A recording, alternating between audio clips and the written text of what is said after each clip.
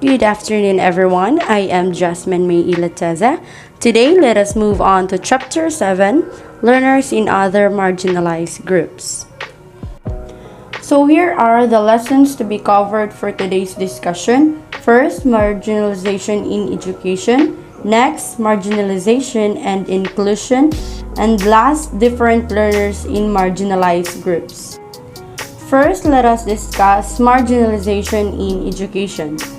In this section, you will understand what marginalization means, specifically in the area of education.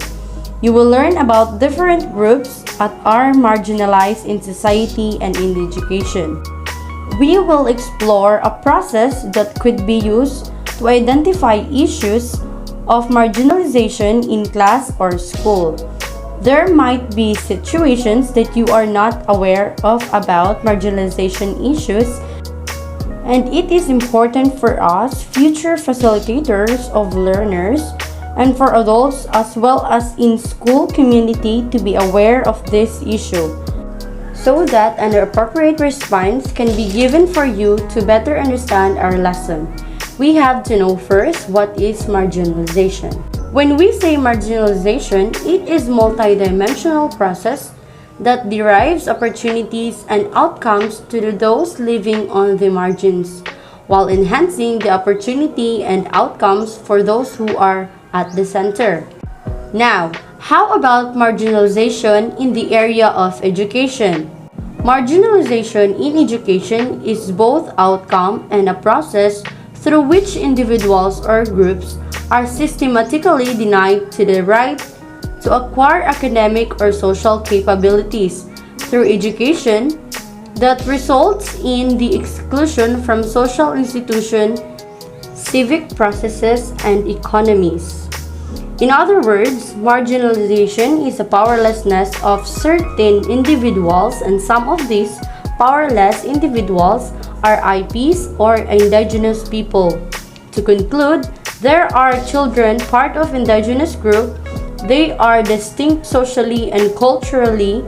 They are also different from how they live, thus they cannot keep pace with modern nation, particularly in school. They are sometimes discriminated due to their uniqueness, and sometimes they cannot adopt school culture. As we have noticed, there are only few indigenous children who choose to study and interact with common students due to the differences and the discrimination that they experience.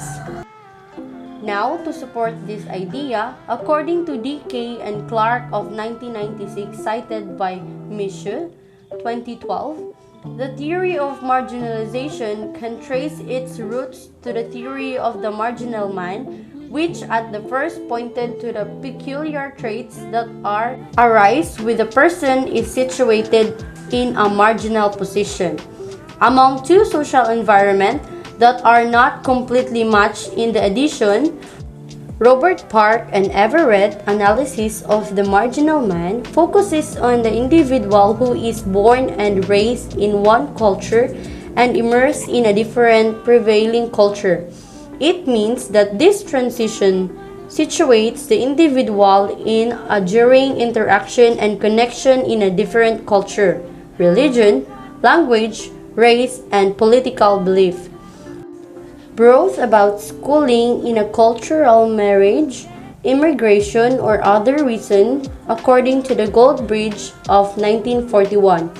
Further, Robert Park identifies their individuals as person who becomes cultural hybrid, meaning living and sharing intimately in the life of two distinct people and willing to break his past and not accepted by the outside world.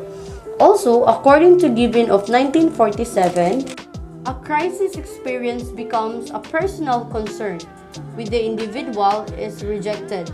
This would also mean that marginalization naturally starts before children. Children get into school and persist until they become adult. The United Development of Program of 1996, assisted in Michaud 2012, also defines marginalization as a state of being considered unimportant, undesirable, unworthy, insignificant, and different, resulting in inequity, unfairness, deprivation, and enforced lack of access to mainstream power. Going further, Mushu of 2012 discussed about the issue of labeling wherein learner is categorized as belonging to a certain group, depending on a learner's need or challenges. Missions of 2012 emphasized that it is not identical to marginalization in some countries. Labeling meant supplemental resources, especially in education. Those supplemental resources are certain teaching, learning strategies, techniques, physical and emotional recruitment, and services are provided for the learner.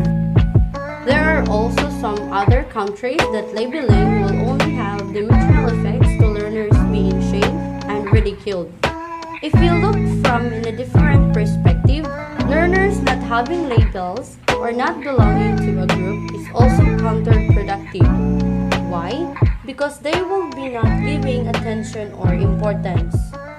So marginalization therefore has a distinct interpretation to people in divergent situation. It is better thought of as progressive concept that changes between in a situation and times. So, Misha suggests that this perspective of the students can provide a way of examining processes, systems, and may assist in the awareness and response to marginalization. It is important for us adults in education and for us future educators to be conscious of this issue and put a stop to it. Marginalization and inclusion. The experience of marginalization is specific and unique to its marginalized group and everyone in that group. They struggle with inequality and social exclusion, and poverty is a common indicator. One of the characteristics of marginalization is that marginalized people may suffer multiple discriminations. Inclusion is seen as universal human right. The aim of inclusion is to embrace all people irrespective of race, gender, disability, and medical or other need. It is also about giving equal access and opportunities and getting rid of discrimination and intolerance or removal of barriers. And inclusive design aims to remove the barriers that create undue effort and separation. It enables everyone to participate equally, confidently, and independently in everyday activities. Inclusive design is about making places that everyone can use. The way places are designed affect our ability to move, see, hear, and communicate effectively. As for education, inclusion has become the term used to describe the right of parents and children to access mainstream education alongside their peers where parents want it and children's needs can be met. Integration, where the focus was on the child's ability to adapt, has been replaced by inclusion. The focus for inclusion is on the setting's ability to adapt to the needs of the child, altering where necessary the way it works. An inclusive setting works towards providing effective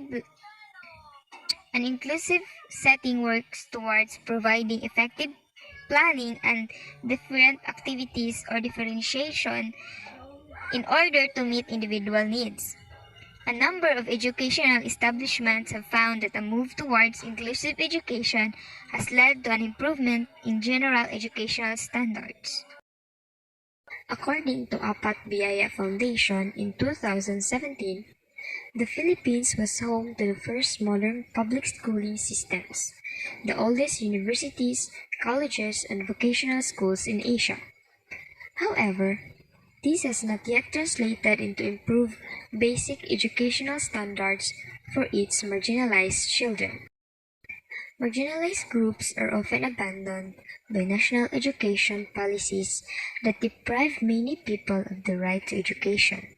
A large number of children from poor households remain illiterate even after 4 years of schooling. Less than half of children have basic literacy and math skills.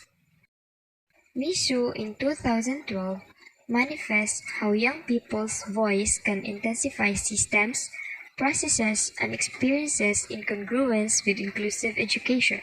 Voice is clearly identified as one of the students' rights. It means having a say as well as referring to language and emotional components as well as nonverbal means that are used to express opinions. Simply put it this way, it is listening and paying attention towards what young people say and do not say. It means attending to the words, emotions, and behaviors of young people and providing them with various opportunities to fully participate and collaborate with adults in education. According to the book, Confronting Marginalization in Education, Misu posits a framework that focuses on the collaborative activity between young people and adults in education that promotes inclusion.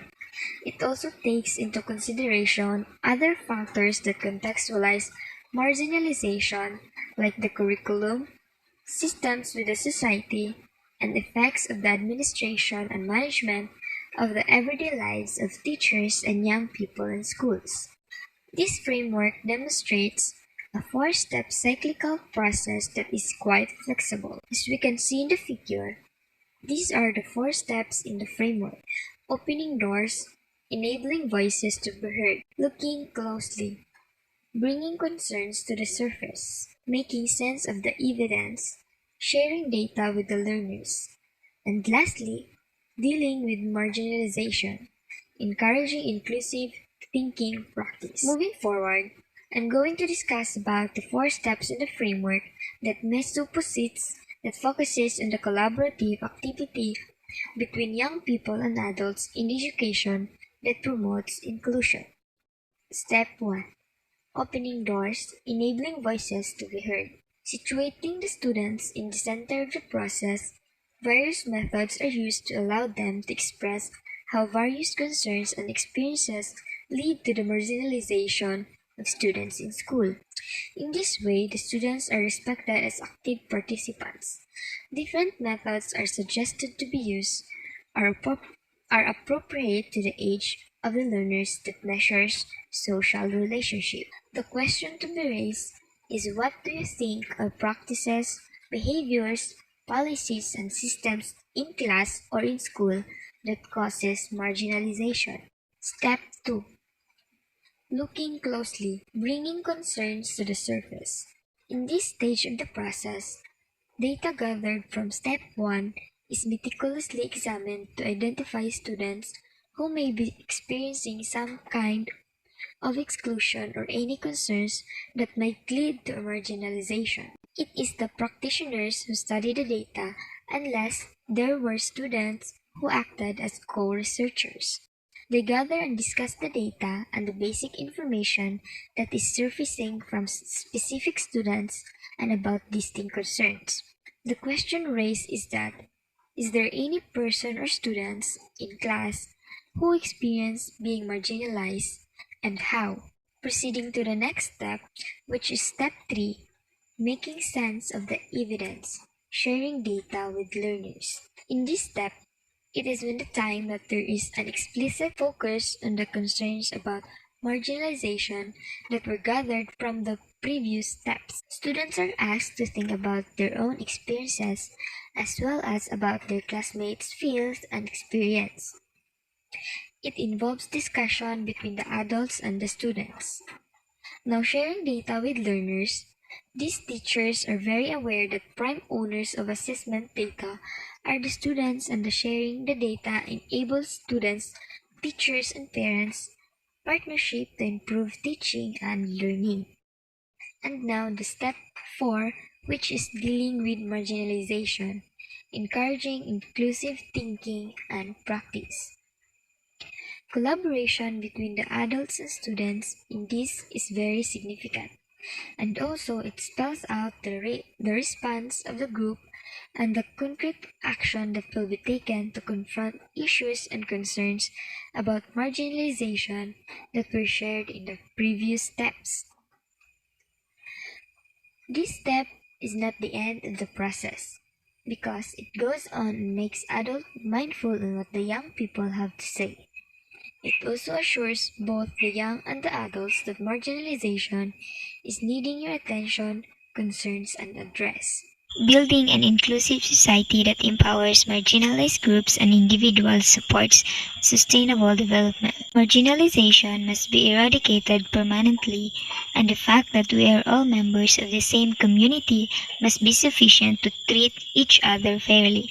No one deserves or should be excluded, as a human being should be a sufficient justification to include everyone.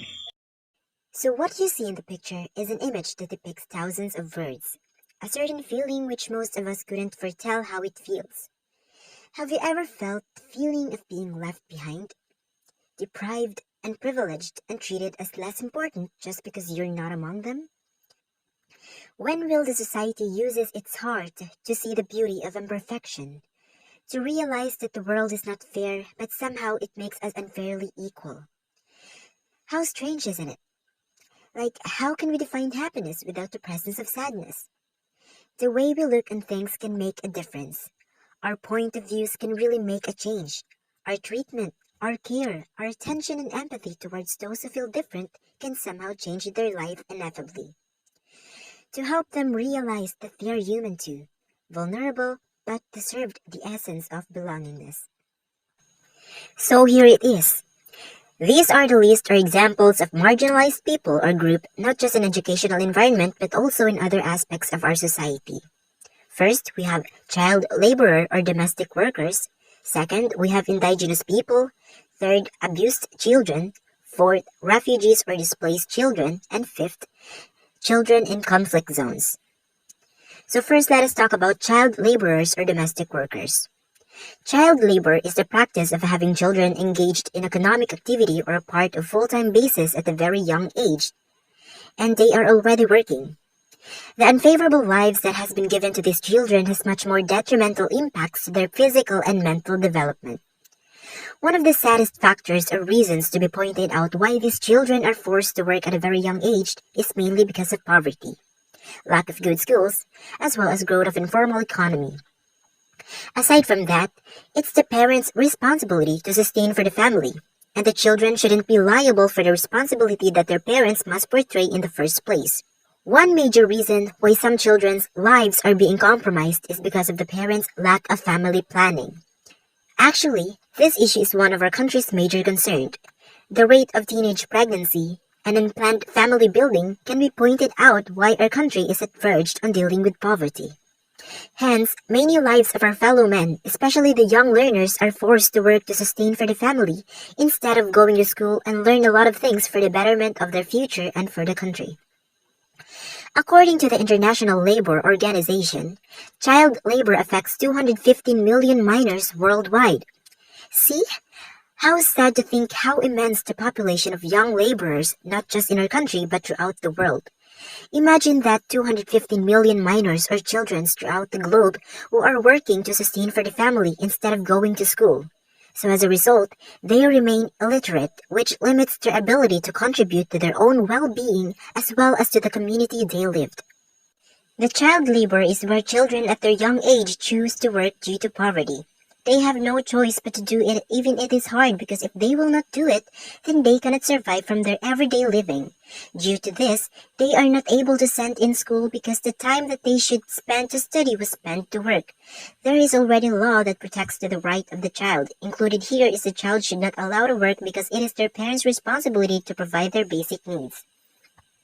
So what are some of the impacts of child labor on academic performance? First, child labor generates negative effects that hinder the child's cognitive, emotional, and social development.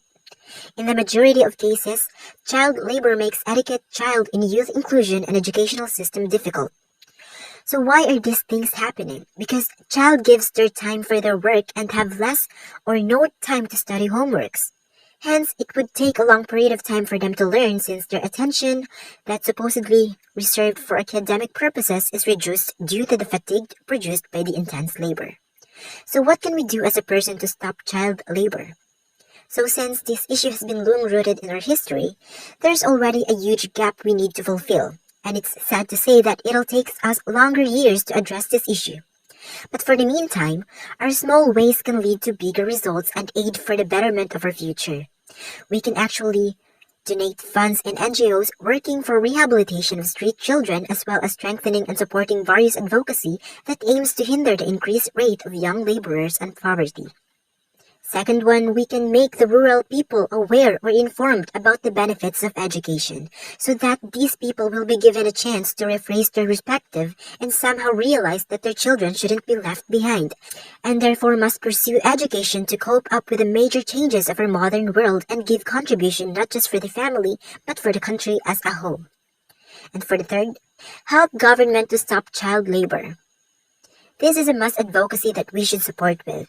As a matter of fact, the government is implementing different avenues with regards to hindering child labor, but the efforts ain't enough unless we as an individual would also participate and offer our deepest empathy towards strengthening such advocacy. So as a future educator dedicated to serve for our Philippine country, it is our sole duty to motivate and inspire our students, support their needs, as well as to make different strategies and avenues to help your students learn easily. And aside from that, it's us Filipinos, no matter what professions, race, religion, or political views, let us collaborate our efforts upon building a strong foundation for different avenues and advocacies that aims to hinder the detrimental effects of child labors to our young learners.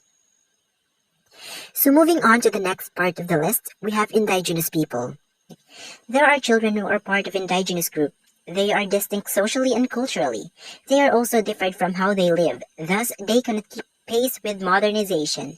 In school, they are sometimes discriminated due to their uniqueness, and sometimes they cannot adapt with the school culture. If we will be noticed, there are only few indigenous children who choose to study and interact with the common students due to the differences and discrimination that they experienced. Indigenous peoples generally shares a common sense of identity and common characteristics such as language, religion, tribe, nationality, race, or combination thereof. There are actually 110 indigenous peoples communities numbering between 15 million to 20 million.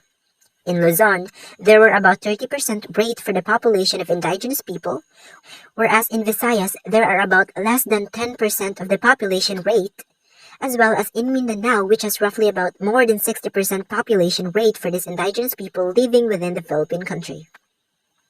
So what are the harsh encounters that most of our indigenous fellow men experience in the normal classroom setting? So here are some of the factors or impacts that the indigenous people have encountered or experienced throughout their educational journey. First, school as a venue of discrimination. Second one, prejudice. Third, financial inadequacy. For the fourth one, comprehension difficulties and adjustment difficulties. We can actually observe this particular situation in some reality shows like Maalaala Mo Kaya or MMK. If I'm not mistaken, they featured a college student who's part of the indigenous citizen in our country. In particular, that student was an Aita. His name was Norman King. I believe that you're familiar with him, right? He is an Aita who wants to pursue his profession and somehow impart his learnings to his fellow indigenous men. Along his college journey, he encountered harsh experiences like discriminations, prejudices, and many undesirable things to hear from society's judgment and standards. However, that doesn't stop him to pursue his goal, and eventually, with his great determination, he graduated and fulfilled his dream.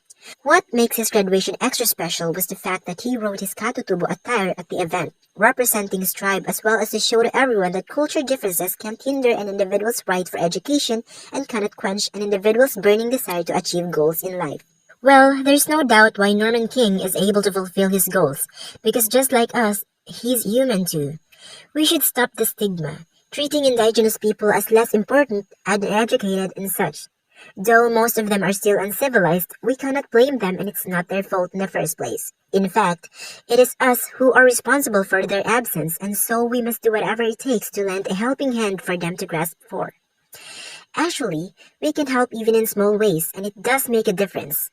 By accepting them and treating them just like us can make a better change. It doesn't matter who they are and where they come from. What matters is their presence. We all exist for a cause, and it's our sole responsibility to help and watch for one another. So now let's talk about on how to address these issues, because since there are those who's been marginalized and need proper attention and care, let's talk about on some things that the government has implemented for them to secure their educational environment. Well, as a matter of fact, there is a law that protects the rights of these indigenous people as stated in Order Number 32 Series 2015. The need for teachers serving in indigenous communities to be adequately oriented and trained so that indigenous cultures are appreciated and indigenous cultural practices and values are not discriminated as backward, inferior, invalid, or primitive. So, as a concluding part of my discussion, child labor and indigenous people both experience discrimination, poverty, and for which has an inadequate access and provisions to education. To conclude, government can help marginalized groups to reach their positions and help them to live better. And of course, our individual care and actions are highly needed in order to build a strong foundation for different advocacies that aims to secure the rights of marginalized groups to access a healthy educational environment.